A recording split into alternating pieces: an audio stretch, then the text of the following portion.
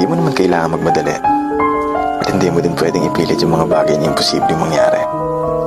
Enjoyin mo lang yung buhay mo sa ngayon. May tamang panahon para sa mga ninanais mo. Naniniwala ka ba sa tadhana? Darating din tayo doon. Alam mo, kapag tumatanda na pala tayo, mas priority na natin yung paano maging masaya. Marirealize mo na mas masarap i-enjoy ang buhay pag masaya ka. Di mo kailangan makipagtalo sa mga taong walang bilib sa'yo as long as nag-enjoy ka naman sa ginagawa mo.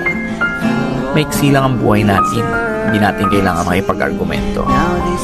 Positive people will always choose happiness. Kaya kung saan ka masaya, tuloy mo lang.